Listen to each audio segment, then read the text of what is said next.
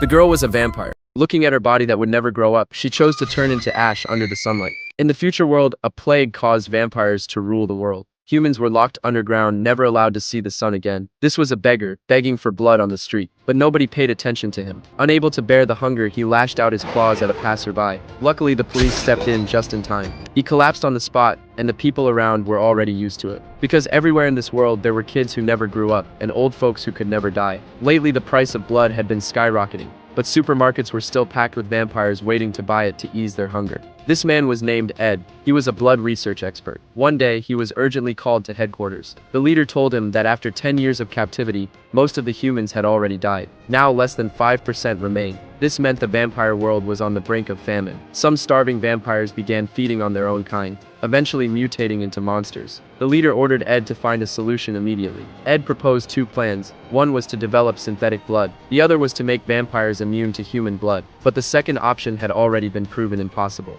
Once cut off from human blood, vampires would quickly wither and die. So synthetic blood was their only hope. We must commence testing the blood substitute.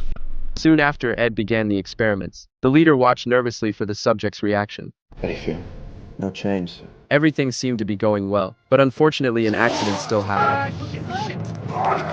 Ed tried to save it, but the experiment still failed. Both the military and Ed were in despair. He went home dejected and watched a TV program introducing the underground city. Ed suddenly felt exhausted. He no longer wanted to be a vampire. Just then his younger brother walked in. It turned out today was Ed's 1035th birthday. He brought a birthday gift, a bottle of fresh blood, but Ed poured it straight down the drain. His brother, furious, smashed the bottle, and because he hadn't closed the door when he came in, a vampire had sniffed out the scent and slipped inside. Ed panicked, but luckily his brother was a soldier. He quickly took down the creature. Afterward, they called the police. The police arrived to clean up the scene but found a wedding ring on the body. Ed was shocked when he saw it. He recognized this mutated vampire. It was Ed's former gardener. Because he couldn't afford blood, he had mutated into this form. This made Ed deeply saddened. The next day at work, he returned to his office to continue working on blood substitutes.